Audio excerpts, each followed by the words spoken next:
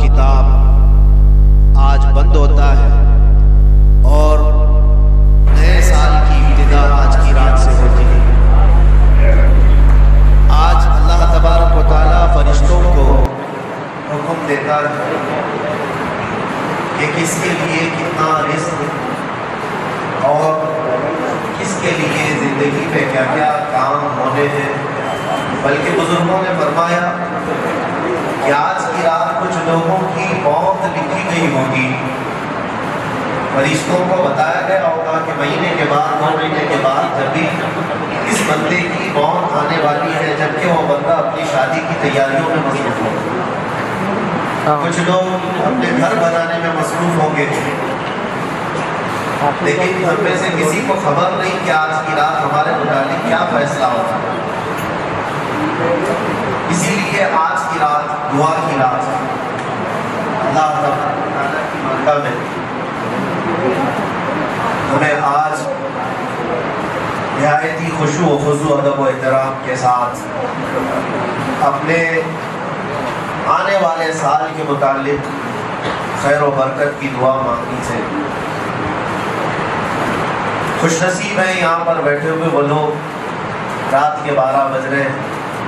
मुंबई जैसे शहर में नौजवानों की आज रात तो अक्सर देखी जाती है सैर सपाटे में, गुल कपाटे में गुजर रही होती। बहुत सारे लोगों ने तो आज की रात को बाइक राइडिंग की रात बना लिया है। कितने हादसे हुए, क्या क्या चीज़ें होती रही, लेकिन कुर्बान जाओ रब्बे जुल जलाल की उस रहमत कामिला पर उन हज़ारों और लाखों में से उठा करके मौला ने तुम्हें अपने घर में बिठाया। और ये हदीस पाक में अल्लाह तक के रसूल सल्लल्लाहु अलैहि वसल्लम इरशाद फरमाते हैं, जब रब तबारक व तआला किसी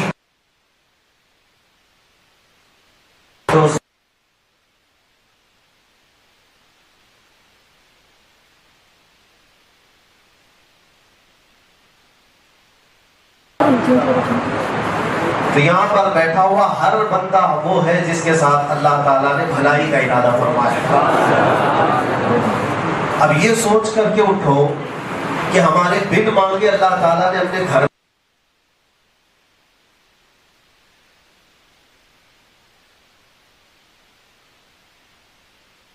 इसीलिए बुजुर्गों ने एक दुआ ये भी हमें बताई थी कि हमेशा अल्लाह एक दुआ ये करना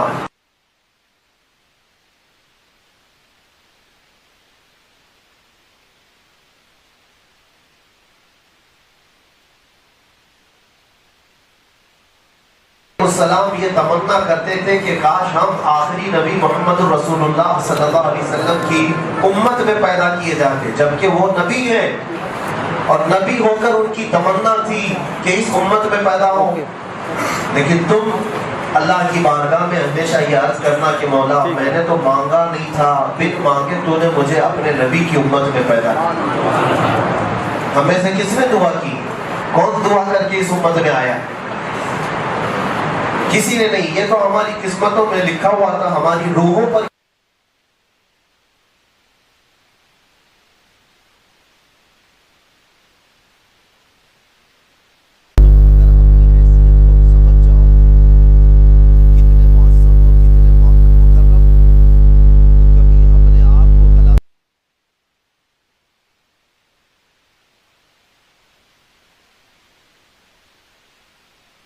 तो आदमी संभल करके चलता है। मैं अक्सर एक मिसाल दिया करता हूँ। मैं अगर अपना पहना हुआ या मामा किसी को दे दूँ, किसी मेरे अजीज शागिर्द को या किसी मिलने वाले मुहिब को, और कहूँ कि इसको संभाल करके रखना, आप मुझसे बहुत मोहब्बत करते हैं। मोहब्बत करने वाला उस अमामे को लेगा, अगर पहन लिया ले करके उसकी जो भी अकीदत है, मुझे ये बताओ जब तुम्हारे सर पर ये अमामा हो तो क्या शराब की दुकान के पास खड़े रहो? क्या किसी सैर सपाटे की जगह पर जहाँ लोग नुक्कड़ों पर अपनी अय्याशियाँ कर रहे होते वहाँ खड़े हो जाओ? तुम्हें अपने लिबास का वक़ार का ख्याल आ जाता है। मेरे सर पर तो एक मौसम अमामा है, ये किसी का दिया हुआ अमामा है और इसकी इज्जत है, इसका वक़ार। मेरे अजीजों, یہ تو میرا ایک کپڑے کا امامہ ہے اور میری کیا حیثیت ہے؟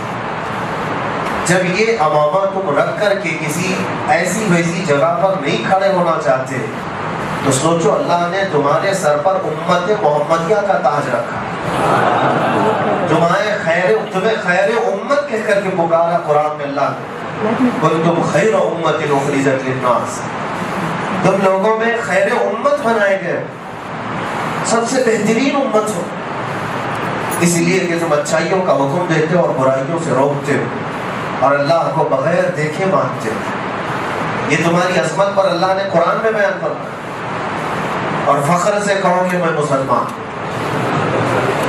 کیوں؟ کوئی مجرم ہے، کوئی جرم ہے، بلکہ لاکھوں کی بھیڑ میں بھی کہو میں محمد عربی کا غلام ہوں۔ ہمیں اس بات پر کوئی جھجک نہیں اور شرم نہیں، ہمارا نام چھپانے کی ضرورت نہیں اور نہ ہی ہمیں شرم و جھجک سے جینے کی ضرورت ہے، کیونکہ تم عظمت والے۔ اللہ تعالیٰ نے قرآن میں تمہیں کیا فرمایا پتہ ہے؟ لوگ آج کچھ ایسے سیکولر لوگ، سیکولر کا مطلب ہوتا ہے وہ آدھا ادھر آدھا ادھر رہنا چاہتا ہے، پورا کچھ بننا نہیں چاہتا، یعنی وہ اپنی آئیڈینٹی چھپانا چاہتا ہے کہ یہ بھی راضی رہے وہ بھی راضی رہے، دونوں کمیونٹی کو یا چار ہو تو چاروں کمیونٹی کو راضی کر کے رہوں۔ ایسا ہوتا نہیں ہے، بیچ والا تو پھر بیچ والا ہی ہوتا ہے، ادھر کا بھی نہیں ادھر کا بھی۔ اللہ نے تو قرآن میں فرمایا تم پورے کے پورے مسلمان ہو جاؤ، اور اس لیے شرم و جھجک ہمیں نہیں ہونی چاہیے کہ ہمارا نام ہمارے باپ نے مسلمان نہیں رکھا۔ قرآن میں اللہ فرماتا هو سماکم المسلمین، وہ اللہ ہے جس نے تمہارا نام مسلمان رکھا، اللہ ہے۔ ہمیں فخر کے ساتھ جینا ہے۔ بہتوں کو میں نے دیکھا نوجوانوں 5 کلو کی جینس پہننے میں تو کبھی شرم و عار نہیں محسوس ہوتی، 50 گرام کی ٹوپی چھپا کر کے رکھتے، چھوٹی سی ٹوپی ہوتی ہے اس کو بھی چھپا کر کے رکھتے کہ پتہ نہیں لوگ کیا سمجھیں گے، لوگ کیا سمجھیں گے۔ یہ تمہارے سر کا تاج ہے اور اپنی نشانیوں کے ساتھ جیا کرو، اپنی آئیڈینٹی کے ساتھ جیا کرو۔ میں یقین کے ساتھ کہتا ہوں، یہ میرا چیلنج ہے، اے مسلمان، ایک بار تم صرف شکل سے بھی اگر میرے مصطفیٰ کی غلامی اپنا دو تو کیڑے مکوڑے یوں ہی دب جائیں، کوئی کسی کے اوقات نہیں، کیونکہ اللہ نے تمہاری ہیبت رکھی ہے، تمہارے اندر اللہ نے رعب رکھا ہے، ایمانی رعب ہے۔ اللہ کے نبی صلی اللہ تعالیٰ علیہ وسلم ارشاد فرماتے ہیں رب تعالیٰ نے مجھے ایسا رعب عطا کیا ہے کہ 500 میل دور بھی میرا دشمن ہو تو اس کے دل میں اللہ میرا خوف ڈالتا ہے، اور یہ خاصہ رسول پاک صلی اللہ علیہ وسلم کا حضور کے صدقے میں ان کی امت کو بھی ملا ہے، ان کی امت کو بھی ملا ہے۔ اور ہم دیکھتے ہیں کبھی کبھار ہم کو احساس ہوتا ہے کہ فلاں کیا کر لیں گے، ان کے پاس اتنی طاقت، ان کے پاس اتنی طاقت، لیکن ہم کو خود نہیں پتا ہوتا ہے ہمارے پاس کیا طاقت ہے۔ ہمارے پاس ایمانی طاقت ہے، عشق رسول کی طاقت ہے، اس میں شرم و جھجک اور حیا کی ضرورت نہیں، علل اعلان فخر کے ساتھ رہنے کی ضرورت ہے۔ میرے عزیزوں، مجھے ایک بات یاد آتی ہے، حالانکہ لباس ہوتا ہے، میں سادہ لباس بھی پہنتا ہوں جب کوئی پہچانتا بھی نہیں، ہم سادے لباس میں بھی رہتے ہیں، لیکن جس وقت مجھے گجرات کے رشتہ داروں نے بہت بھیڑ بھاڑ میں گرفتار کر اپنے شہر میں تماشا بنایا تھا، یاد ہوگا آپ کو دن، آج سے ٹھیک 1 سال پہلے خیر خانے سے شب برات منا رہا، ہاتھ سے دور تھا، لیکن اللہ شاہد ہے، اللہ شاہد ہے، ہمارے دل میں رب تبارک و تعالیٰ نے بال برابر بھی خوف کبھی نہیں آیا۔ بات بتا رہا ہوں، وہ اتفاق تھا کہ میں جس حالت میں گھر پہ بیٹھا ہوا تھا اسی حالت میں نکل کر کے گیا، جبہ بھی تھا اور امامہ بھی تھا، کسی جلسے سے واپس آیا ہوا تھا، اسی حالت میں گئے اور اسی حالت میں انہوں نے 3 دن تک کپڑے بھی نہیں بدلوائے، لیکن ہوا یہ کہ مجھے خود بھی احساس نہیں تھا آگے کتنے چل رہے ہیں، پیچھے کتنے چل رہے ہیں، دائیں کتنے چل رہے ہیں، بائیں کتنے چل رہے ہیں، ہمیں پتہ ہی نہیں تھا. ہم کو تو صرف اتنا ہی معلوم تھا کہ میرے ساتھ گنبد خضرا کا مکی ہے. ہمیں تو اتنا احساس تھا، خوف نہ رکھ رضا ذرا، تو ہے عبد مصطفیٰ، تیرے لیے امان ہے، تیرے لیے امان ہے. ایک دو پیشی کے بعد جانا آنا ہوا تو کچھ ہم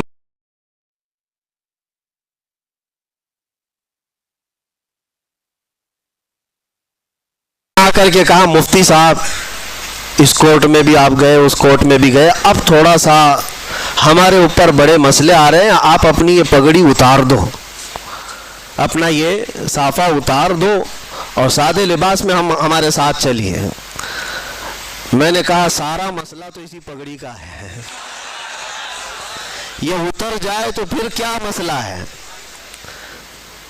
اسی سنت مصطفیٰ کے تحفظ اور بقا کے لیے تو ہم لڑتے رہتے ہیں. وہ ناموس مصطفیٰ کا ایک حصہ ہے، رسول پاک کے اخلاق، رسول پاک کی سنتیں، یہ ناموس مصطفیٰ کا حصہ ہے. ہم اس کو بچاتے رہیں گے. ہم نے کہا یہ ہم سے نہیں ہوگا.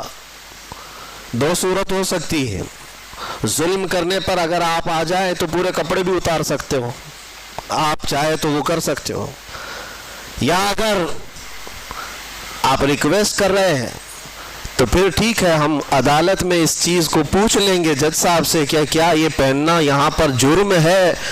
اگر وہ کہہ دیتے تو ہم اتار دیں گے. انہوں نے کہا نہیں پوچھنے کی ضرورت نہیں، جیسا ہے ویسی پہنے رہیے. میرا لباس ہے. میں یہ مثال صرف اس لیے دے رہا ہوں میرے عزیزوں کہ ہمیں اپنی آئیڈینٹیٹی اور ہمیں اپنی شناخت چھپانے کی ضرورت کیا ہے. ارے شرم تو وہ کریں جو ننگے لوگ ہیں، شرم تو وہ کریں جو چیتڑے پہن کر کے گھومتے ہیں. شرم اس کو کیا آئے جو اخلاق مصطفیٰ پر جا رہا ہو. میرے مصطفیٰ کریم صلی اللہ تعالیٰ علیہ وسلم جیسا اس دنیا میں نہ کوئی آیا ہے اور نہ آ سکتا ہے. اللہ کے نبی نے فرمایا بعثت لأتمم مکارم الاخلاق، میں تو اس لیے دنیا میں بھیجا گیا ہوں کہ تمہیں دنیا میں سب سے اعلیٰ اخلاق پر لے کر آؤں. اللہ کے نبی آئے کس لیے تھے؟ دنیا کو سب سے اعلیٰ اخلاق دینے کے لیے آئے. یہ امت سب سے اعلیٰ اخلاق پر آئے گی. بالکل اپنا منہ بند کر لیا اور سر جھکا کر میرے قریب آیا. میں اس کی حرکتیں دیکھنے لگا کہ یہ کیا کر رہا ہے، اور قریب سے قریب چلتے ہوئے آیا اور آ کر کے میرے تلوے چاٹنے لگا، میرے پاؤں چاٹنے لگا. اور اس کے بعد جیسے وفادار کتا دم ہلا کر اپنے مالک کی رہبری کرتا ہے یا اس کی خدمت کرتا ہے، دم ہلاتے ہلاتے مجھے اپنے پیچھے بلانے لگا. میں شیر کے پیچھے پیچھے چلتا رہا. یہ دیکھ رہا ہوں کہ پہلی بار ہے جنگل کا شیر ببر درندہ جو کسی انسان کے آگے چل رہا ہے اور اس کے پیچھے پیچھے یہ انسان چل رہا ہے. حضرت سفینہ کہتے میں تو راستہ گم اور بھٹکا ہوا جنگل میں تلاش کر رہا تھا اپنے راستے کو، اور یہ شیر اپنی دم ہلاتے ہوئے مجھے مدینے تک کا راستہ بتا کر گیا. ان کے جو ہم غلام تھے، خلق کے پیشوا رہے، پوری مخلوق کے پیشوا رہو گے. اور آپ کو پتہ ہے میں چند مثالیں آپ کے سامنے رکھتا ہوں. آج وقت ہے میرے عزیزو اپنی قدر کا اور اپنی حیثیت کو پہچاننے کا. اپنی ویلیو اگر تمہیں پتہ چل جائے تو تمہاری پیشانیاں ادھر ادھر نہیں جھکیں گی، کبھی تمہارا ہاتھ اس کے آگے نہیں جائے گا. تکلیفیں آئیں گی، مصیبتیں آئیں گی، لیکن اس کا حل بھی اللہ کریم کی بارگاہ سے ہی ہوگا. آپ کو بتاؤں ان کے جو ہم غلام تھے تو کیا تھا. ایک مرتبہ ایسا ہوا کہ مصر جب فتح ہوا، ایجپٹ جس کو کہتے ہیں، سنا ہوگا مصر کا نام. مصر جو ہے دنیا کا ایک بہت پرانا ملک جہاں تاریخیں وابستہ ہیں. فرعونوں کا ملک، پیرامڈز دیکھتے ہوں گے، اہرامات مصر، یہ سب مصر کی تاریخ ہے. مصر میں تاریخ کے اعتبار سے ایک بہت اہم چیز بھی ہے، دریائے نیل، نائل ریور اس کو کہا جاتا ہے. یہ دنیا کی سب سے لمبی نہروں میں یعنی دریاؤں میں سے ہے. تو دریائے نیل کا مسئلہ کیا تھا وہ میں آپ کو بتاؤں. اسلام جب مصر میں داخل ہوا حضرت عمرو بن عاص رضی اللہ تعالیٰ عنہ صحابی رسول، مصر فتح کیا، صحابہ وہاں داخل ہوئے، لوگ اسلام میں آئے، لیکن وہاں ایک بری رسم، برا رواج تھا۔ وہ کیا تھا؟ ایک پرمپرا لوگوں کی چلی ہوئی تھی جہالت کے زمانے میں کہ دریائے نیل ہر سال ایک موسم ایسا آتا تھا کہ وہ سوکھ جاتا تھا، پانی کم ہو جاتا تھا، اور ان کا عقیدہ یہ تھا مصریوں کا کہ اپنی 16-17 سال کی ایک جوان خوبصورت لڑکی کو دلہن بنا کر کے اس کا جلوس نکالتے اور دریائے نیل کے پاس لا کر کے اس کو ذبح کرتے اور اس کا خون دریائے نیل میں ڈالا جاتا، بلی چڑھانا جس کو کہتے، اور ایک لڑکی کو قربان کرتے تو پھر دریائے نیل کا پانی موجیں مارتا ہوا اوپر آ جاتا۔ یہ ہر سال ان کے ساتھ ہوتا تھا، ان کا عقیدہ بیٹھ گیا تھا کہ دریائے نیل کو ہر سال ایک بلی چڑھانی پڑتی ہے، ایک لڑکی کی قربانی دینی پڑتی۔ اب جب اسلام داخل ہوا تو اسلام اس چیز کی ہرگز اجازت نہیں دیتا، یہ ناجائز و حرام ہے۔ ایک قتل، اللہ تعالیٰ نے قرآن میں فرمایا نا حق کسی نے ایک کا قتل کیا تو اس نے پوری انسانیت کا قتل کیا ہے۔ حضرت عمرو بن عاص کے پاس لوگ آئے اور کہا کہ دریائے نیل سوکھ رہا ہے، پانی ختم ہونے کو ہے، کیا کیا جائے؟ آپ نے کہا تو اللہ کی مصلحت ہے، دریا سوکھے گا تو پانی بھی آ جائے گا۔ کہا نہیں، اس دریا کو ہر سال ایک جوان لڑکی کی قربانی دینی پڑتی ہے، تبھی وہ دریا پھر سے واپس پانی میں موجیں لاتا ہے۔ آپ نے کہا ایسے کیسے ہو سکتا ہے؟ کہا تاریخ ہے، سب یہی کہنے لگے، اور اس کے بعد پانی کی قلت ہوتی گئی تو حضرت عمرو بن عاص گھبرا گئے کہ وہ گورنر ہیں وہاں پر، اب نئے گورنر ہیں، انہیں پورا ملک سنبھالنا ہے، لوگ جب پانی کی شدید قلت کا احساس کریں گے تو پھر کیا ہوگا؟ تو حضرت عمرو بن عاص نے خط لکھا، کس کو؟ حضرت عمر ابن خطاب رضی اللہ تعالیٰ عنہ، امیر المومنین، غلام مصطفیٰ، نبی کریم صلی اللہ علیہ وسلم کے اس سچے جانشین کو خط لکھا جب ان کا دور تھا۔ کہا کہ یہاں ایک ایسا مسئلہ ہے، دریائے نیل سوکھ جاتا ہے اور ہر سال یہ لوگ ایک 16-17 سال کی جوان لڑکی کی قربانی دیتے، پھر پانی موجیں مارتا ہوا اوپر آ جاتا ہے۔ اب اس سال کیا کیا جائے؟ ہماری حکومت ہے، اسلام آیا ہے امن و امان کے ساتھ۔ حضرت عمر بن خطاب کے پاس جب یہ خط پہنچا تو آپ نے جواب لکھا، جواب میں 2 خط لکھے۔ حضرت عمرو بن عاص سے کہا کہ تم جس طرح سے اسلام کو قائم کیے اسی طرح سے قائم رکھو، شریعت مصطفیٰ کا نفاذ ہر حال میں ضروری ہے، لوگوں کو نماز روزے کی تلقین کرتے رہو۔ اور ایک خط میں حضرت عمرو بن عاص کو مخاطب کر کے کہتے ہیں، حضرت عمر ایک خط یہ تو میں تم کو لکھ رہا ہوں اور ایک اور خط بھیج رہا ہوں جو دریائے نیل کے نام پر لکھ رہا ہوں۔ ہے کوئی دنیا میں جو کسی دریا کو بھی خط لکھتا ہو؟ یہ صرف میرے رسول کے غلاموں کا حال ہے۔ کہا ایک خط میں دریائے نیل کے نام پر لکھ رہا ہوں، یہ دریائے نیل کو دے دینا۔ اور دریائے نیل کو خط لکھا، بسم اللہ الرحمن الرحیم، اے دریائے نیل، عمر ابن خطاب رسول اللہ کا غلام تجھ سے کہتا ہے، اللہ کے حکم سے اگر تو بہتا ہے اے دریا تو عمر ابن خطاب کا حکم ہے کہ جیسا بہتا تھا ویسے رواں ہو جا، اور اگر اللہ کے حکم سے نہیں بہتا تو تیرے بوند ایک پانی کے قطرے کی بھی ہمیں کوئی ضرورت نہیں۔ یہ خط لکھ کر کے بند کر کے دے دیا۔ حضرت عمر بن عاص کے پاس 2 خط آئے، ایک خط ان کا تھا، پڑھا اور کہا دوسرا خط دریائے نیل کا ہے۔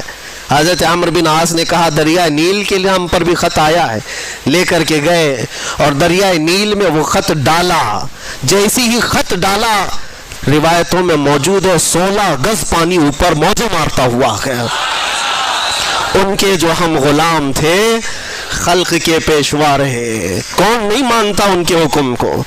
کون ہے جو ان کے حکم کے خلاف جائے؟ دریا ہے۔ اسی لیے شاعر نے کہا تھا میرے عزیزوں، حضرت سعد بن ابی وقاص ایک اور صحابی ہیں، عشرہ مبشرہ میں سے، یہ عراق فتح کر کے داخل ہوئے تھے، 400 صحابہ ان کے ساتھ تھے۔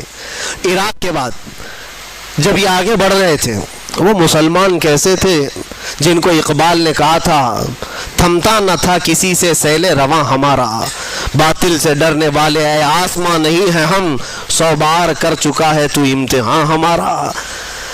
یہ لوگ کہیں رکتے ہی نہیں تھے، ان کی کوئی سرحد ہی نہیں تھی۔ ایک علاقہ فتح ہو گیا تو بس کافی ہے نہیں، آگے بڑھنا ہے۔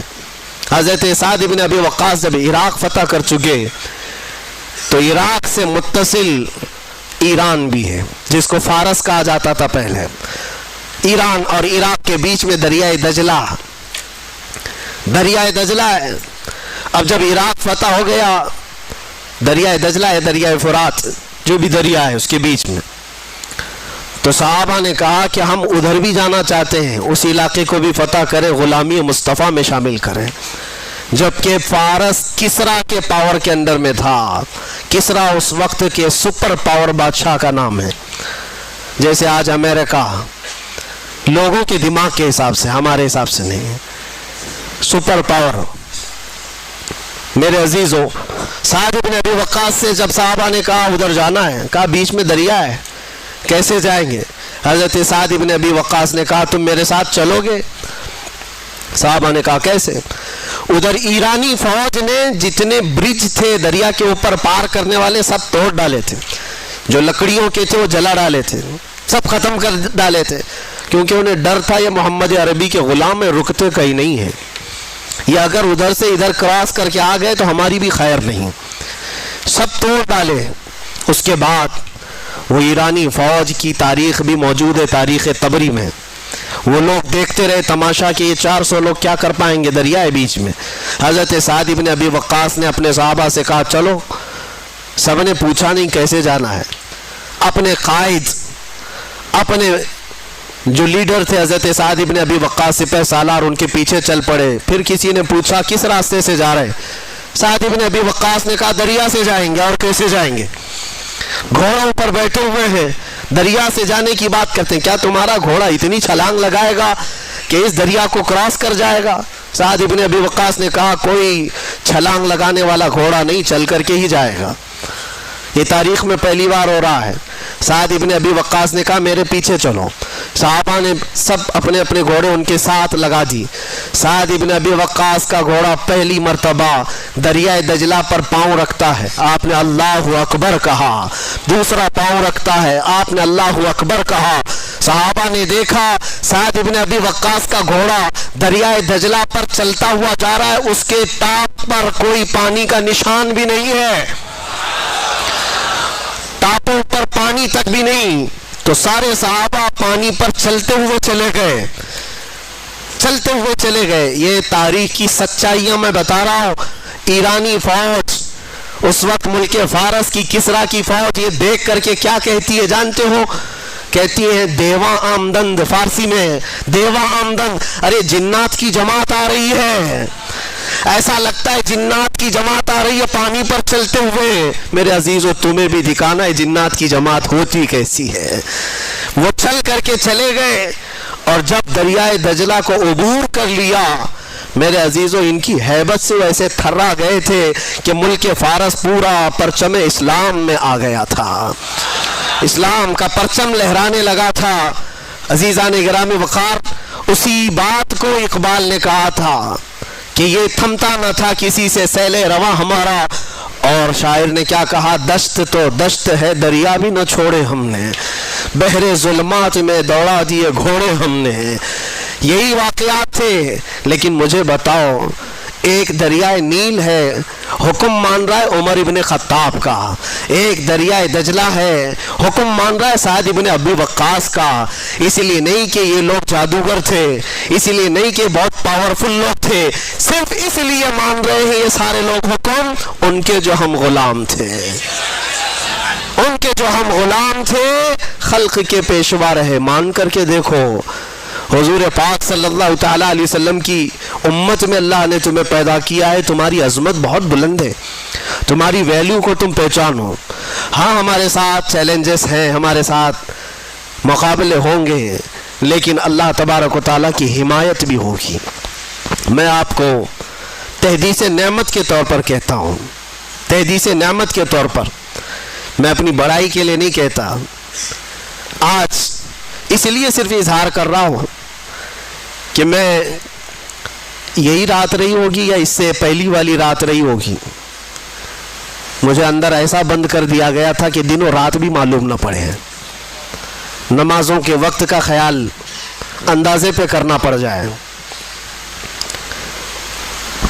جس کو ایسی ہائی سیکیورٹی کہا جاتا ہے جہاں پرندہ بھی پر نہیں مارتا. وہ تو دنیا بھر کو معلوم ہے میرا جرم کیا تھا.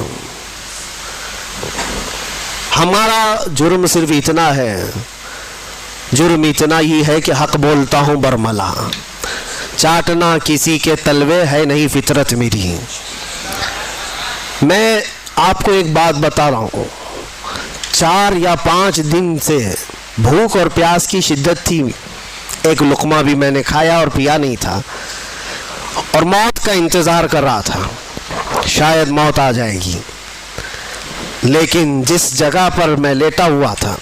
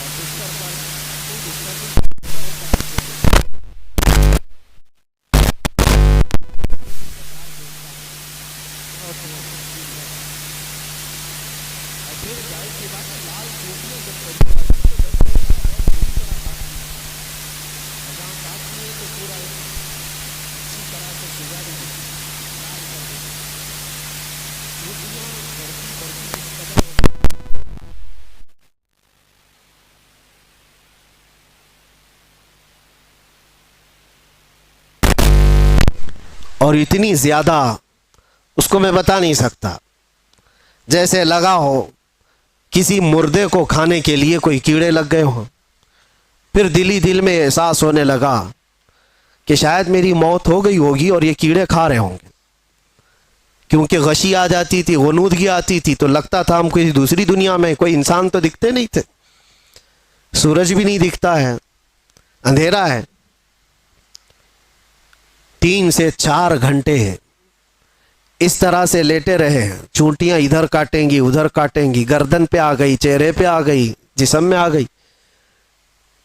ظاہر سی بات ہے لگ تو رہا تھا، افطاری کا وقت قریب تھا. اب اس کے آگے کے معاملات جو میرے ساتھ ہوئے وہ میں ایکسپلین نہیں کر سکتا، لیکن اتنا بتانا چاہتا ہوں. طاقت آئی، جس نے بھی اٹھایا مجھے، کون تھا، کس نے اٹھایا، اللہ ہی بہتر جانے. جب اٹھ کر کے دیکھا بستر پر ساری چونٹیاں پڑی ہوئی ہیں، چل رہی ہیں، رینگ رہی ہیں جسم پر، اور میرے رب کریم کا احسان ایسے ان 50 نہیں 1000 چونٹیوں میں سے ایک چونٹی نے بھی کاٹا نہیں تھا. وہ اس لیے نہیں کہ میں کوئی پاورفل آدمی یا میں کوئی پرہیزگار، میں کوئی اللہ کا ولی نہیں، میں اس کا کوئی دعویٰ نہیں کرتا، کوئی دعویٰ نہیں کرتا. میری طاقت بھی اتنی نہیں تھی کہ چونٹیوں کو نکال کر الگ کیا جائے. لیکن اور یہ بھی نہیں ہے کہ کبھی کاٹی نہیں، کاٹتی ہیں، ابھی بھی کاٹیں گی. ابھی اگر ہاتھ پہ رکھ دیں تو کاٹ لیں گے. پہلے بھی کاٹی ہیں، مچھر بھی کاٹے ہیں، ایسے ہم ہیں نہیں کہ ہم کو نہیں کاٹتے، کاٹتے ہیں. لیکن وہ سچویشن جہاں آدمی پوری طرح سے مجبور ہو گیا ہو، ہاتھ پیر ہلا نہ پاتا ہو، چونٹیاں چڑھ گئی ہوں اور پھر نہ کاٹ رہی ہوں، تب یہ احساس ہوا رب ذوالجلال تو جہاں جیسا چاہے اپنے حبیب کے غلاموں کی حفاظت کرتا ہے.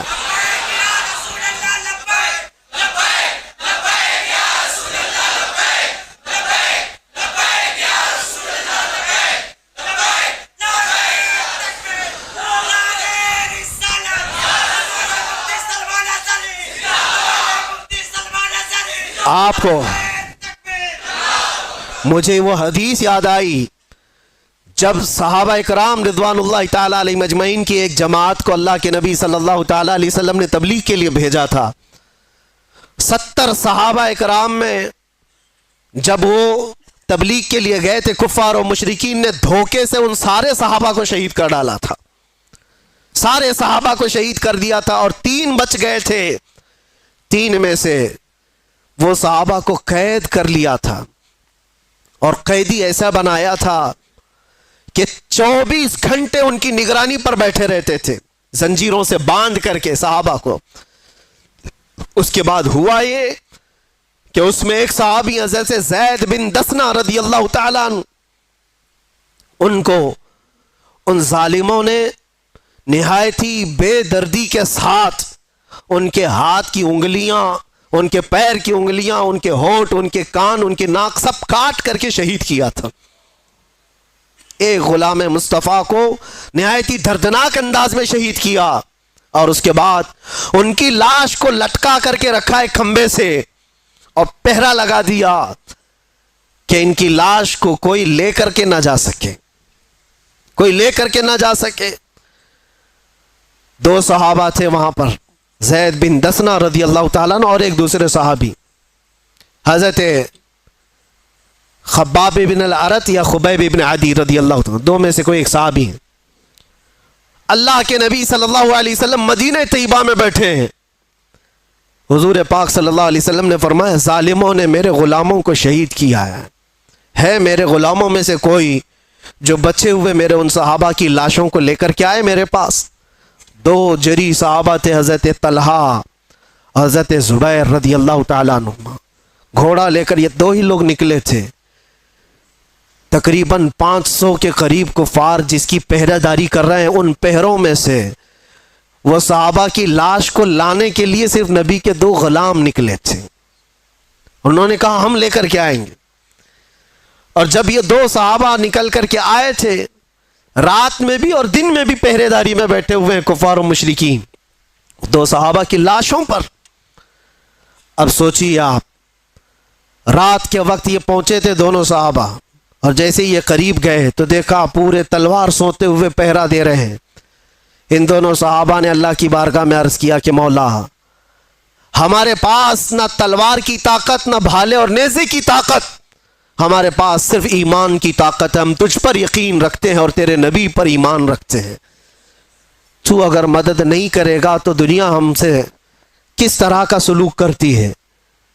دیکھا یہ دونوں صحابہ دعا کر رہے تھے، وہ سارے کفار و مشرکین کو اونگ لگ گئی، نیند لگ گئی، ان کے بیچوں بیچ سے گئے اور ان صحابہ اکرام کی لاشوں کو اٹھایا۔ ایک صحابی کی لاش کو اٹھایا اور رکھا اور لے کر نکل پڑے، دوسرے وہاں پر موجود رہ گئے۔ جب تک وہ جاگے تو وہ صحابی رسول جو وہاں رہ گئے تھے، تو ظالموں نے یہ سوچا کہ کسی نہ کسی طرح ان کو بھی یہ لے جائیں گے، ان کو کسی طرح سے یہاں کاٹ کاٹ کر کے ٹکڑے ٹکڑے میں بدل دیا جائے۔ تو جیسے ہی اس بری نیت کے ساتھ قریب آئے، شہد کی مکھیوں کا ایک چھتا پورا اس صحابی کے اطراف لگ گیا، اتنی خطرناک مکھیاں آ گئیں۔ وہ صحابی رسول جن کی لاش وہاں پر موجود ہے، پوری مکھیاں، شہد کی مکھیاں، اور کفار و مشرکین میں سے کوئی قریب جاتا تو اتنا ڈنک مارتی تھی کہ وہ سوج جاتا تھا اور زہر چڑھ جاتا تھا۔ وہ شہد کی مکھیوں سے خوف کھا کر سارے بھاگ گئے۔ اس صحابی رسول کی جسم کو، ان کی لاش کو کوئی ہاتھ نہیں لگا سکا، ہاتھ نہیں لگا سکا۔ یہ واقعہ میرے ذہن میں آنے لگا کہ یہ رب تبارک و تعالیٰ کا دستور ہے، اپنے حبیب کے غلاموں کو کبھی شہد کی مکھیوں سے اور کبھی چونٹیوں سے حفاظت کرتا ہے۔ جب وہ اپنے نبی پاک کی حفاظت غار ثور میں مکڑی کے جالے سے کرتا ہے، تو اے غلامان مصطفیٰ، کیا تمہارا ایمان کمزور ہے؟ اگر رب چاہے آج بھی تمہاری حفاظت صرف ہواؤں سے فرمائے گا، صرف ہواؤں سے فرمائے گا۔ بڑے بڑے نمرود آئے اور بڑے بڑے فرعون آئے جن کو اللہ تعالیٰ نے ہلاک و برباد کیا۔ نمرود کو ایک مچھر سے اور فرعون کو صرف پانی سے غرق کیا، اور انتظار کرنا ہمارے دور کے فرعون کے لیے بھی کوئی مچھر ضرور آئے گا۔ ہر دور کے نمرود اور ہر دور کے فرعون کا انجام وہی ہوتا ہے جو اس کے ظلم کا انجام ہوتا ہے۔ اس لیے کہ قرآن میں اللہ تعالیٰ فرماتا ہے وَمَا اللَّهُ بِغَافِلٍ عَمَّا يَعْمَلُ الظَّالِمُونَ، اللہ تبارک و تعالیٰ ظالموں کے کام سے بے خبر نہیں ہے، ہر چیز دیکھ رہا ہے۔ انما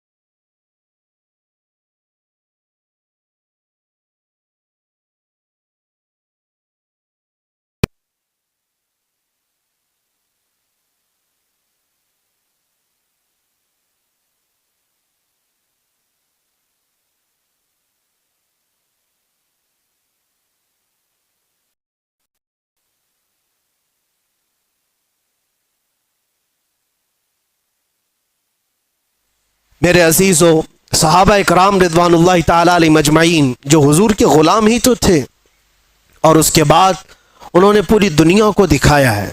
مدینے سے وہ نکلے تھے، صحراؤں میں رہنے والے، بادیہ نشین، چٹائیوں پر بیٹھنے والے اور پیون لگے کپڑے پہننے والے، پورا دن ایک کھجور کی گھٹلی پر صبر کرنے والے، پانی کے نام پر 2 دن تک قلت کا سامنا کرنے والے، اور جن کے گھروں میں ایک بار گوشت کا ایک ٹکڑا آ جائے تو پورے مدینے میں گھومتا تھا، پورے مدینے میں گھومتا تھا۔ یہ وہ جماعت ہے صحابہ کی، لیکن نکلے تھے تو قیصر و کسریٰ بھی کانپتے تھے، تھراتے تھے۔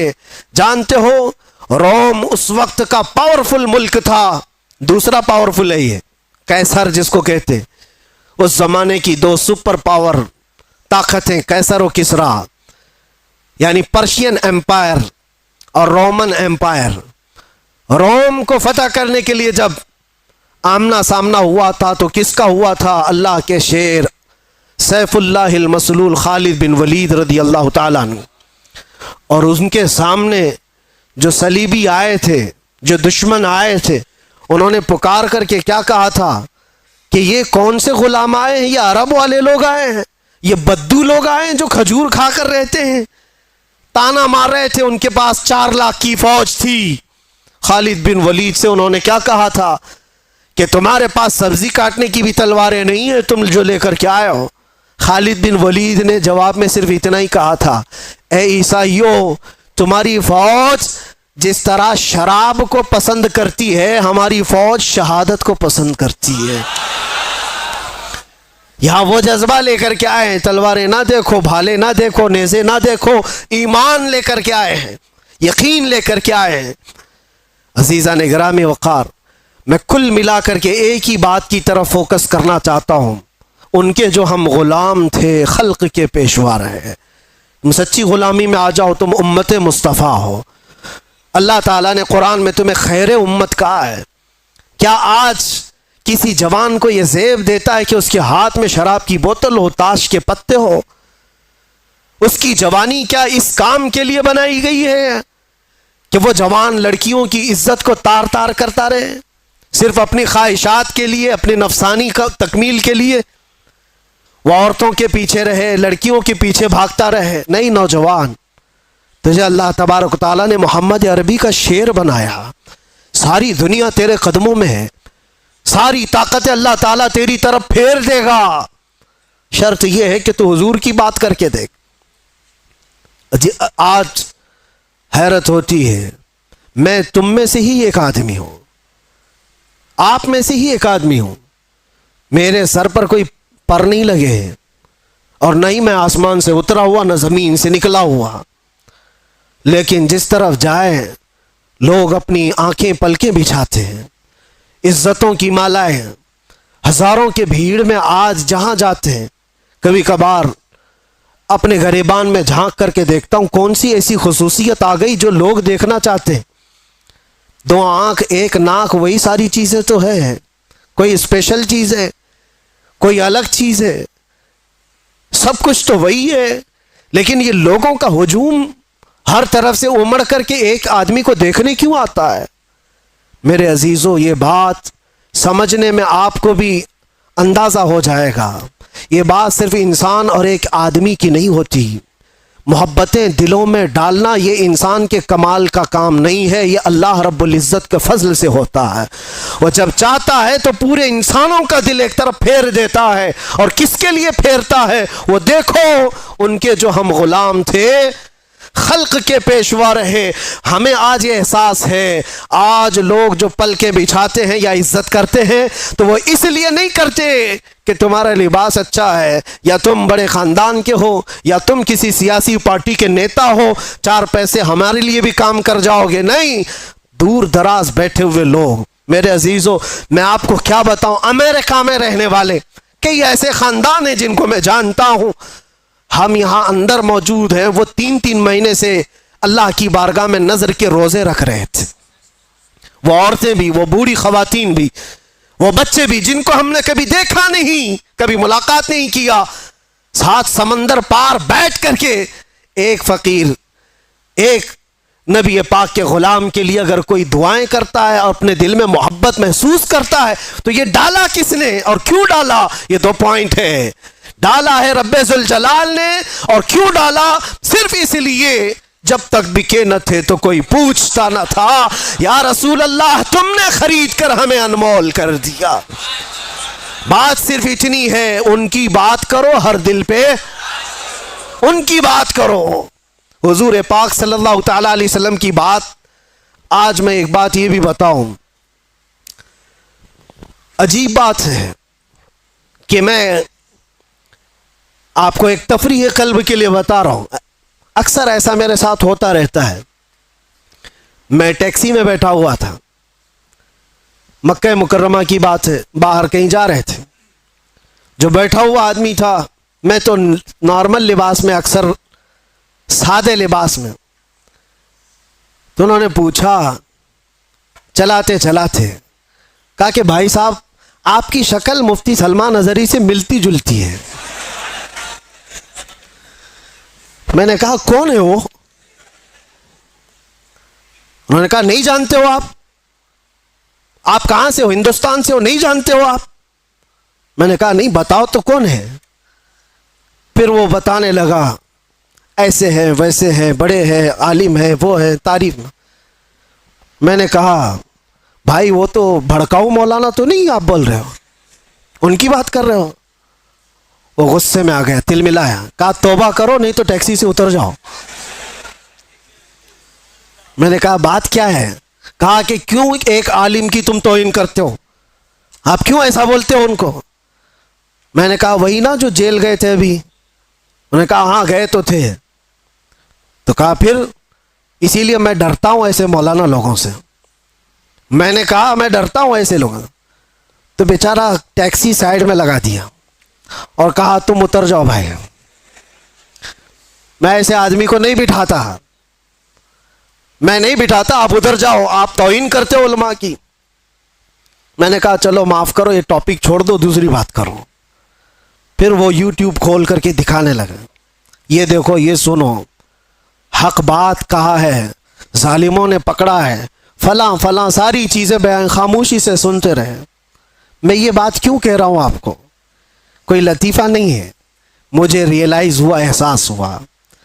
بعد میں اترنے سے پہلے اس نے کہا کہ بھائی ایک بات میں آپ کو بتاتا ہوں، یہ مولانا کی تقریر میں سنتا ہوں، میں ہوں اہل حدیث جماعت سے، لیکن یہ مولانا بریلوی مکتب فکر سے ہے، لیکن بات کرتا ہے محمد الرسول اللہ کی. اور یہاں آ کر کے ہم کچھ نہیں دیکھتے، ہم تو اپنی جان بھی قربان کرتے. ہم اتر آئے، اس دن یہ احساس ہوا، اس نام پر اللہ نے اتنی طاقت رکھی ہے. ہر انسان نام محمد پر جمع ہوتا ہے، ہر مسلمان آ جاتا ہے. عزیزان گرامی وقار، وہ ایک نقطہ ایسا ہے ناموس رسالت کا جہاں پر لوگوں کے جذبات ہیں، لوگوں کی عقیدتیں ہیں.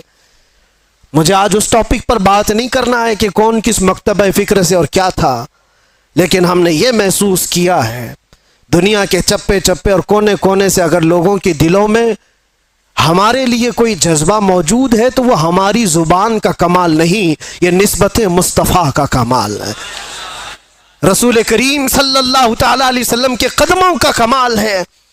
اسی لیے عمر ابن خطاب رضی اللہ تعالیٰ عنہ نے سچ کہا تھا. جانتے ہو جب بیت المقدس فتح ہو گیا تھا، حضرت عمر فاروق رضی اللہ تعالیٰ عنہ بیت المقدس جا رہے تھے. وہاں لوگ انہیں پہچانتے بھی نہیں تھے. ابو عبیدہ بن جراح ایک صحابی وہاں پہلے سے موجود تھے. وہاں کے عیسائیوں، یہودیوں سب کو بتایا تھا کہ امیر المومنین آ رہے ہیں مدینے سے، امیر المومنین آ رہے ہیں مدینے سے. سب لوگ دیکھنے کے لیے باہر کھڑے ہو گئے تھے، لیکن امیر المومنین کس شان سے آ رہے ہیں؟ وہ اپنے ایک غلام کو لے کر اپنے گھوڑے کے ساتھ جا رہے ہیں. کیا کمال کی عدالت ہے عمر فاروق کی، اپنے غلام سے مدینے سے ہی طے کر کے چل رہے ہیں. 1 میل میں گھوڑے پر بیٹھوں گا تو چلے گا، اور 1 میل تو بیٹھے گا اور میں چلوں گا. پورا سفر آقا اور غلام ایسے چلتے رہے. کبھی حضرت عمر رسی پکڑ کر چلتے، کبھی وہ غلام رسی پکڑ کر چلتا تھا. اور اتفاق ایسا کہ بیت المقدس جب قریب آیا، لوگ وہاں استقبال کے لیے کھڑے ہیں اور گھوڑے پر بیٹھنے کی باری غلام کی تھی. غلام نے کہا کہ حضور اب تو میں اتر کر چلتا ہوں، آپ بیٹھے. کہا نہیں، عدل تو عدل ہے، انصاف، تیری باری ہے، تو بیٹھے گا، میں رسی پکڑ کر چلوں گا. رسی پکڑ کر چل رہے ہیں اور لوگوں میں ایک نعرہ لگا کہ امیر المومنین آ گئے. سب دوڑ کر کے اس گھوڑے کی طرف جا رہے ہیں جو گھوڑے پر سوار آ رہا ہے.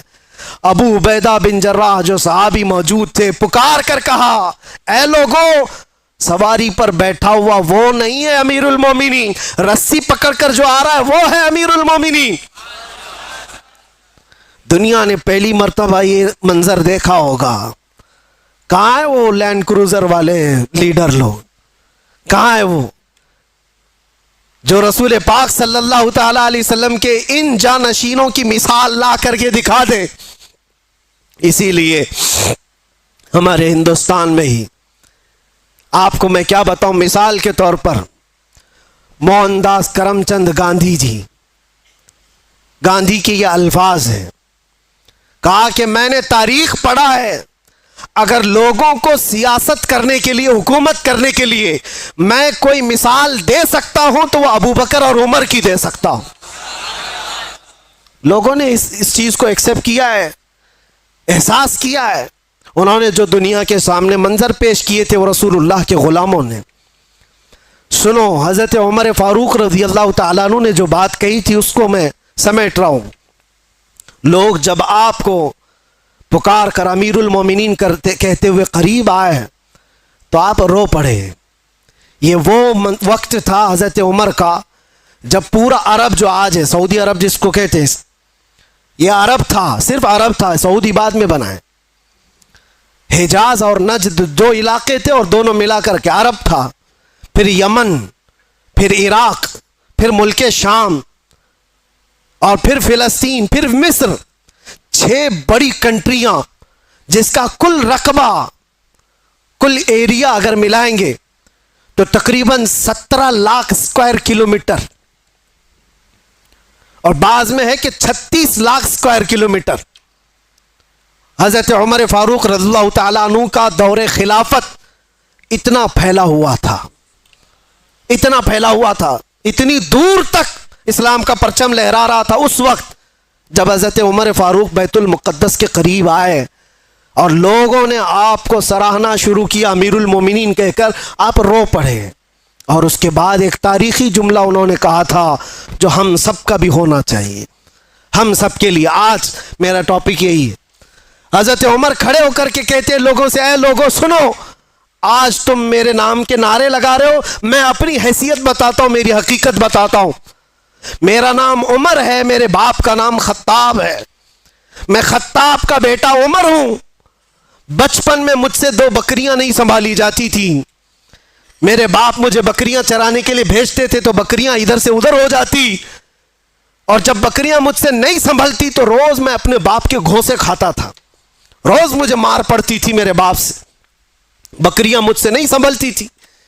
اور آج تم دیکھ رہے ہو 36 لاکھ اسکوائر کلومیٹر کا پورا رقبہ عمر تنہا اس کی نگرانی کرتا ہے. اور ایسی نگرانی مدینے میں بیٹھے ہوئے عمر فاروق ہیں. ملک شام کا ایک واقعہ میں آپ کو بتا رہا ہوں. ملک شام مدینے سے ہزاروں کلومیٹر دور، ملک شام میں بیٹھی ہوئی ایک خاتون رات کو اپنی بیٹی سے کہتی ہے، دودھ میں پانی ملا کر کے بیچو تو تھوڑا زیادہ ہو جائے گا. بیٹی کہتی ہے، اماں عمر ابن خطاب کا دور ہے. کہاں ہے؟ مدینے میں بیٹھے ہوئے.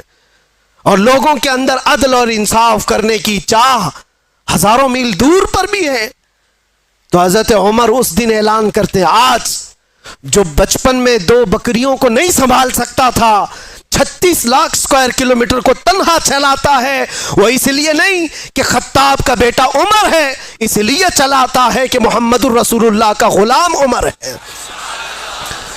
ان کے جو ہم غلام تھے، خلق کے پیشوا رہے. کل ملا کر کے ایک ہی نقطہ ہے، ہمیں کرنی ہے شہنشاہ بطحا کی رضا جوئی، وہ اپنے ہو گئے تو رحمت پروردگار اپنی۔ اگر حضور ہمارے ہو گئے تو پھر بچا کیا ہے؟ اسی لیے صحابہ کیا کہتے تھے پتہ ہے؟ سارے زخم کھاتے تھے، مصیبتیں اٹھاتے تھے، اور پھر مسکرا کر کے حضور سے یہ کہتے تھے ہر ستم ہر مصیبت گوارا ہے، یا رسول اللہ ایک بار تم کہہ دو کہ تو ہمارا ہے، تجھ سے تجھی کو مانگ کر مانگ لی ساری کائنات۔ صحابہ کرام بھی بڑے عقل کے ساتھ، بڑے عشق کے ساتھ مانگتے تھے۔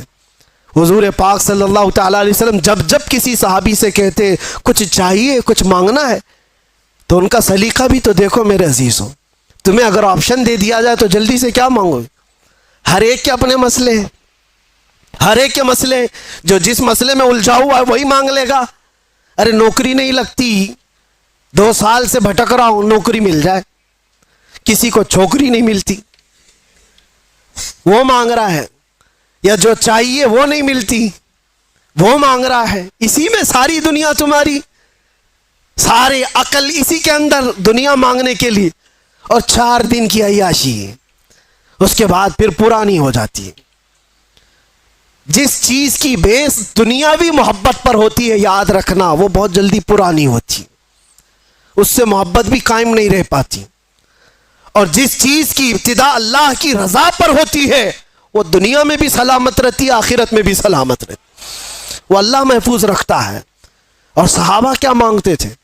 ایک صحابی رات کو حضور صلی اللہ علیہ وسلم کی بارگاہ میں تہجد کے وقت وضو کرا رہے ہیں، حضور نے خوش ہو کر کے پوچھا کہ کچھ مانگنا ہے تمہیں، کچھ چاہیے؟ آپ سوچو، مالک جنت جب یہ پوچھ رہا ہو کچھ چاہیے تمہیں، کچھ مانگنا ہے، صحابی رسول نے کیا کہا؟ یا رسول اللہ اتنا چاہتا ہوں کہ جنت میں آپ کا ہم نشین بن جاؤں، آپ چاہیے بس، آپ کا ساتھ آپ ہوں بس میرے لیے۔ حضور نے فرمایا وضو کرتے ہوئے، اب غیر ذالک، اس کے علاوہ بھی کچھ اور چاہیے؟ یہ کون کہتا ہے جو پہلا دے چکا ہو تبھی دوسرا پوچھتا ہے؟ مرشد گرامی حضور تاج الشریعہ رحمۃ اللہ علیہ نے اسی لیے فرمایا نبی مختار کل ہیں، جسے جو چاہے بھری جنت ہبا کر دیں۔ نبی مختار کل ہیں، جسے جو چاہے عطا کر۔ ارے وہ رسول پاک صلی اللہ تعالیٰ علیہ وسلم کی بارگاہ میں سچ کہا ہے میرے مرشد نے، وہ دم میں جو چاہے جسے چاہے فرما روا کر دیں۔ حضور پاک صلی اللہ تعالیٰ علیہ وسلم کی بارگاہ کے متعلق یہ کہا، سنو، حضور نے دوسری بار کہا کچھ اور چاہیے؟ اس صحابی نے اب یہ سوچنا تھا کہ ایک چیز تو مانگا اور حضور نے دیا ہوگا، اب دوسرا بھی کچھ مانگ لوں، دوسرا کچھ اور، ماں باپ، رشتہ دار، بیوی، بچے، ان کے لیے بھی کچھ مانگ لوں۔ نہیں، وہ صحابی ہیں، انہوں نے کہا یا رسول اللہ دوسری بار آپ آپشن دے رہے، پھر میں یہ چاہتا ہوں کہ جنت میں آپ کا ساتھ چاہیے۔ حضور نے فرمایا اب غیر ذالک، اس کے علاوہ اور بھی کچھ چاہیے؟ یہاں دینے پر وہ نبی مختار اپنی جھولیاں پھیلائے ہوئے ہیں، لب واہ ہیں، آنکھیں ہیں بند، پھیلی ہیں جھولیاں، کتنے مزے کی بھیک تیرے پاک در کی ہے، مانگیں گے مانگے جائیں گے، منہ مانگی پائیں گے، سرکار میں نہ لا ہے نہ حاجت اگر کی ہے۔ شعر سمجھ میں آیا؟ یہ اعلیٰ حضرت کا شعر ہے، مانگیں گے مانگے جائیں گے، منہ مانگی پائیں گے، جتنا مانگو گے سب پاؤ گے، سرکار میں نہ لا ہے نہ حاجت اگر کی ہے۔ اس کا مطلب کیا ہے؟ لا کا مطلب عربی میں نہیں، نہیں، میں نہیں دوں گا، اس کو کیا کہتے ہیں؟ لا۔ لا حضور کی عادت ہے ہی نہیں لا کہنا، کبھی حضور لا نہیں کہتے، نہیں دوں گا، یہ نہیں دوں گا۔ اور اگر، اعلیٰ حضرت بھی کیسے عشق رکھتے تھے، یہاں حضور کی بارگاہ میں لا تو نہیں کہا جاتا اور یہ بھی نہیں کہا جاتا اگر تو کہے گا یہ تو دوں گا، اگر تو ایسا بنے گا تو دوں گا۔ حضور اگر پہ دیتے ہی نہیں، وہاں جو آیا جس طرح مانگا بھر بھر جھولی دے دی گئی۔ میرے کریم سے گر قطرہ کسی نے مانگا، دریا بہا دیے ہیں دربے بہا دیے ہیں، مانگیں گے مانگے جائیں گے، منہ مانگی پائیں گے، سرکار میں نہ لا ہے نہ حاجت اگر کی ہے۔ اب سوچو، وہ صحابی کو تیسرا آپشن ملا ہے، اب بھی تو کچھ اور مانگ سکتے تھے۔ تیسری بار اس صحابی نے کہا یا رسول اللہ مرافقتک فی الجنہ، جنت میں آپ کا ساتھ چاہیے، کیونکہ وہ صحابی جانتے ہیں تجھ سے تجھی کو مانگ کر مانگ لی ساری کائنات۔ اگر حضور کو مانگ لیا ہے، حضور کا ساتھ مانگ لیا، تو ساری چیزیں تو اللہ یوں ہی دے دے گا، صدقے میں سب آ جائیں گی۔ یہ مانگنا وہ مانگنا فلاں مانگنا کیا ضرورت ہے؟ نبی جب کسی کا ہو جائے تو پھر کائنات اس کی ہے، نبی مختار کل ہے۔ صحابہ نے یہ سلیقہ دکھایا ہمیں، وہ حضور کا ساتھ مانگتے تھے۔ اسی لیے تو حضرت عمر بھی کس بات پر فخر کرتے تھے پتہ ہے؟ نبی پاک صلی اللہ علیہ وسلم نے ایک مجلس میں قبر کے حالات سنائے کہ جب کسی کو دفن کر کے چلے جاتے تو دو فرشتے آتے، منکر نکیر، نیلی آنکھوں والے، کالے چہرے والے، جھنجھوڑ کر سوال کرتے تیرا رب کون ہے، تیرا دین کیا ہے، اور حضور کو دکھا کر پوچھتے ان کے بارے میں کیا کہتا تھا۔ تو وہ بہت سخت وقت ہوگا، منکر نکیر جب سوال کر رہے ہوں گے، بہت سارے تو ٹائیں ٹائیں فش ہو جائیں گے۔ ہاں یہ بات یاد رکھو، سوالات آج سب کو پتہ ہے، قبر میں جانے کے بعد بھول بھی جائیں گے۔ وہی یاد رکھے گا جس پر میرے مولا کا فضل ہوگا۔ ہاں میں ہمیشہ یہ بات کہتا ہوں، اپوزیشن والے بھول جاؤ گے۔ ہاں دو چیزوں میں تو بول سکتے ہو، دو چیزوں میں تو بول سکتے ہو، تمہارا رب کون ہے؟ اللہ، وہ بھی بولیں گے ہم بھی بولیں گے۔ تمہارا دین کیا ہے؟ فخر سے بولیں گے میرا دین اسلام ہے۔ جب حضور کو دکھا کر پوچھیں گے، اور فرشتے بھی سوال کا دیکھو وہاں پر ایک دم ٹائپ ہی بدل گیا ہے، انداز بدل گیا ہے۔ دو سوالوں میں تو فرشتے پوچھ رہے ہیں تیرا رب کون ہے، کون تھا نہیں پوچھا، کیا پوچھا؟ کون ہے، تو کہتے میرا رب اللہ ہے۔ پھر دوسرا بھی فرشتوں نے یہی پوچھا تیرا دین کیا تھا، نہیں تیرا دین کیا تھا نہیں پوچھا، تیرا دین کیا ہے، تو بولتا ہے میرا دین اسلام ہے۔ لیکن تیسرے پہ آ کر فرشتے بدل دیتے ہیں، ما کنت تقول فی حق ھذا الرجل، حضور کو دکھا کر پوچھتے ہیں یہ کون ہے، نہیں ان کے بارے میں کیا کہتا تھا، بدل گیا سوال۔ اگر فرشتے وہاں بھی یہ پوچھتے یہ کون ہے، تو سب بولتے اب تو دیکھنا ہے کیا یہاں پر کوئی مجال ہے کہ انکار کرے، اب تو پھنسا ہے، بولے گا ہر کوئی بولے گا۔ لیکن فرشتے وہ نہیں پوچھ رہے یہ کون ہے، بلکہ یہ پوچھتے ان کے بارے میں کیا کہتا تھا۔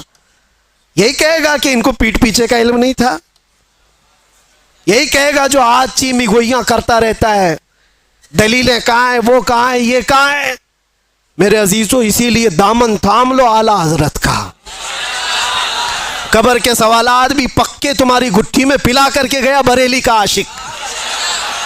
جب فرشتے یہ پوچھیں گے کیا کہتا تھا، تمہارے پاس اتنے الفاظ ہیں کیا کیا نہیں کہو گے۔ میں تو یہ کہتا تھا سرور کہوں کہ مالک و مولا کہوں تجھے، باغ خلیل کا اللہ رے تیرے جسم منور کی تابشیں، اے جانے جاں میں جانے۔ اور اتنا ہی نہیں کہتے تھے فرشتوں سنو، اور ہم کیا کہتے تھے، سب سے اعلیٰ وہ اولا، سب سے بالا وہ والا، ہاں بجھ گئی جس کے آگے سبھی مشالیں، شمع وہ لے کر آیا۔ فرشتوں رکو، ہم یہ بھی کہتے تھے ان کے بارے میں زمین و زمان تمہارے، مکین و مکان، چنین و چنا، بنے دو جہاں۔ ارے ہم تو ان کے بارے میں یہ بھی کہتے تھے دہن میں زبان، بدن میں ہے جان، ہم آئے یہاں اور اٹھے بھی وہاں، لبیک یا رسول اللہ۔ یہ صدقہ ہے بریلی والے عشق کا۔ میرے عزیزوں یہاں یہ جو سوالات کا جو سیشن چلا، اب سنو حضور پاک، میں جو بات کہہ رہا تھا اس کو کمپلیٹ کر دیتا ہوں۔ حضرت عمر فاروق رضی اللہ تعالیٰ عنہ سے حضور نے فرمایا تم کیا کہو گے عمر جب فرشتے سوال کریں گے، تم کیا جواب دو گے؟ یہ بڑا اہم سوال ہے نا۔ حضرت عمر کہتے ہیں یہ تو بڑا سخت مسئلہ ہوگا 3 سوالوں کا جواب دینا. لیکن وہ پوچھتے ہیں یا رسول اللہ پہلے آپ مجھے یہ بتائیں کہ آج جو میں آپ سے محبت کرتا ہوں میرے مرنے کے بعد قبر میں بھی یہ محبت سلامت رہے گی؟ کیسا سوال ہے. حضرت عمر نے حضور سے پوچھا. میرے آقا نے فرمایا ہاں عمر، دنیا والوں کی محبت موت تک ختم ہو جاتی ہے، مجھ سے جو محبت کرتا ہے وہ حشر تک بھی باقی رہتی ہے. تب حضرت عمر نے جھوم کر کے کہا یا رسول اللہ قبر میں اگر آپ کی محبت ساتھ ہے تو پھر یہ معاملہ میرے اوپر چھوڑ دے، میں خود نپٹ لوں گا. تو تم جو ہو رسول اللہ. صحابہ کا ایک نعرہ تھا یا رسول اللہ کل مصیبت بعدک جلل، اے اللہ کے نبی اگر آپ ہیں تو پھر ہر مصیبت چھوٹی ہے، ہر مصیبت چھوٹی ہے. آ جاؤ اے نوجوانوں، آج اللہ تعالیٰ نے تمہیں جس امت میں پیدا کیا اس امت پہ فخر کرو.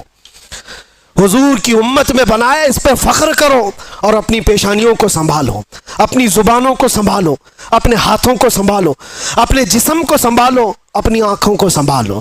یہ تمہاری آنکھیں عیاشیوں کے لیے نہیں ہیں، یہ تمہاری آنکھیں بے حیائی دیکھنے کے لیے نہیں ہیں. تم رات کی تاریکیوں میں اپنے موبائل کی اسکرین پر گندی چیزیں دیکھنے کے لیے اگر اپنی آنکھیں استعمال کرتے ہو تو تف ہے اور لعنت ہے. اپنی آنکھوں کو بچاؤ آوارہ ہونے سے. تم غلام مصطفیٰ ہو، بلکہ آنکھوں کو ملتے ہوئے روز رات کو یوں کہو میرے آقا آؤ کہ مدت ہوئی ہے. تیری راہ میں آنکھیاں بچھاتے بچھاتے سنا ہے آپ ہر عاشق کے گھر تشریف لاتے، میرے گھر میں بھی ہو جائے چراغاں. یہ تمنا کرو میرے عزیزو. اور کیوں نہیں، وہ نبی جب عطا کرنے پر آتے ہیں تو غلاموں کی نیکیاں دیکھ کر کے نہیں نوازتے، غلاموں کے دلوں کی محبت دیکھ کر کے نوازتے ہیں، دیکھ کر کے نوازتے ہیں. مجھے یاد ہے مدینہ طیبہ میں عورتیں جو سلام کرنے کے لیے حضور کی جالیوں کے پاس جاتی، سنا ہے بہت ساری عالمائیں مبلغائیں بڑی بڑی علم والی عورتیں بھی کھڑی تھیں اور سلام پیش کر رہی تھی حضور کو اچھے اچھے الفاظ سے. الصلاۃ والسلام علیک یا خاتم النبیین یا رحمت للعالمین یا راحت للعاشقین یا مراد المشتاقین یا شمس العارفین یا سراج السالکین. حضور کے لقب ہے. لیکن ایک دیہات کی گاؤں کی بوڑھی عورت کھڑی تھی، انگوٹا چھاپ، کچھ نہیں پڑا تھا لیکن ہے تو حضور کی غلام.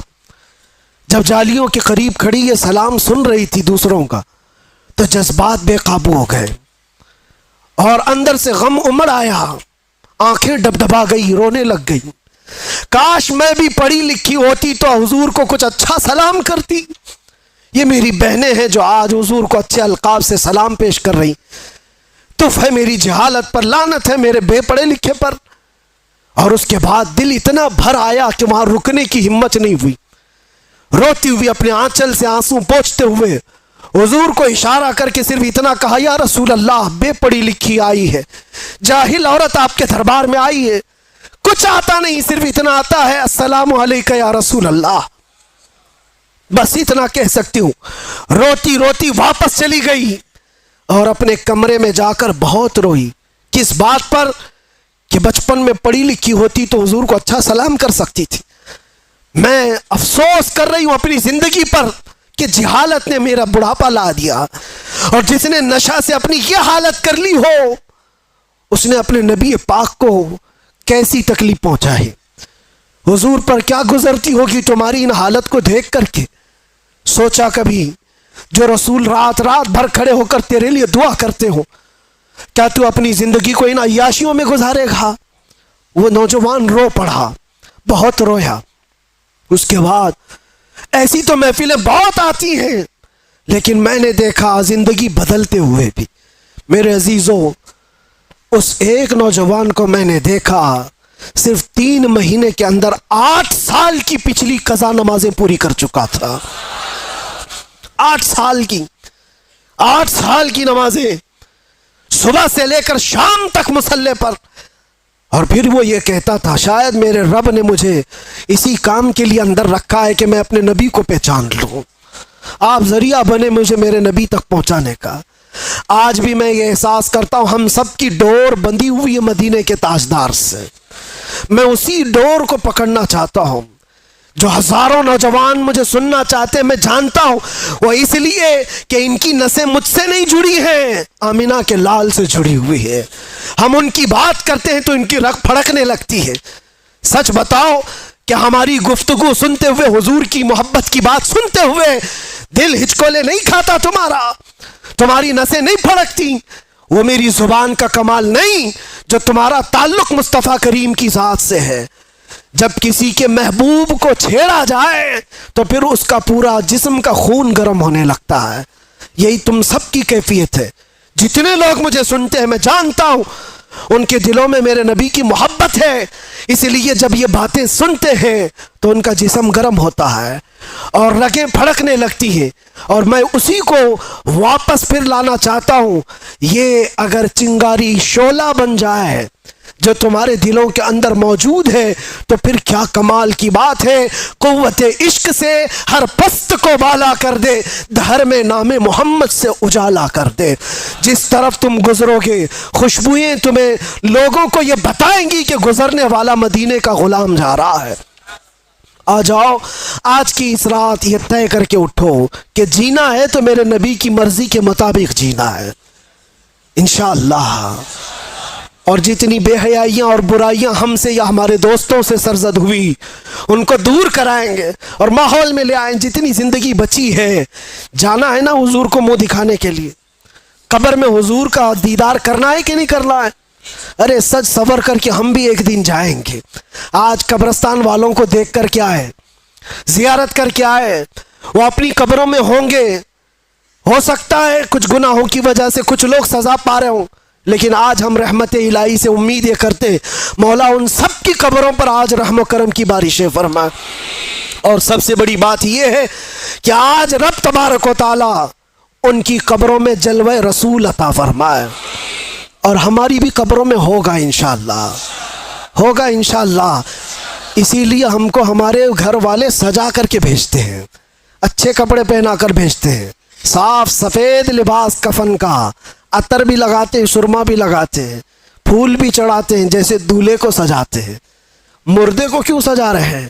وہ قبر میں جا رہا ہے, مٹی میں جا رہا ہے, لیکن بزرگوں نے فرمایا اس لیے سجاتے ہیں کہ وہ اپنے نبی کو دیکھنے جا رہا ہے, حضور کی زیارت کرنے جا رہا ہے, جانا ہے حضور کو چہرہ دکھانا ہے. تو وہ چہرہ بنا تو لو جلدی سے, اور جب جاؤ تو فرشتے جس وقت اٹھائیں گے تو ہم انتظار ہی کر رہے ہوں گے, ہم انتظار ہی کر رہے ہوں گے کہ نبی پاک صلی اللہ تعالیٰ علیہ وسلم تشریف لا رہے ہوں گے. اور بعض لوگوں کی قبروں کا حال تو یہ بتایا گیا, اللہ اکبر, اللہ ہمیں ان قبروں میں بنائے کہ بزرگوں نے فرمایا بعض مومنین کی قبروں کا حال تو یہ ہے منکر نکیر بعد میں آئیں گے, پہلے رسول اللہ پہنچ چکے ہوں گے. اور پھر وہی مومن یہ کہہ سکتا ہے جب فرشتے اس کو پوچھ رہے ہوں بتا ان کے بارے میں کیا کہتا تھا, وہ تو پہلے سے آئے ہوئے ہیں. پھر فرشتے پوچھیں گے تو یہی تو کہے گا وہ مومن, اب تو پائے ناز سے اے فرشتوں کیوں اٹھوں, ارے مر کے پہنچا ہوں یہاں اس دل ربا کے واسطے.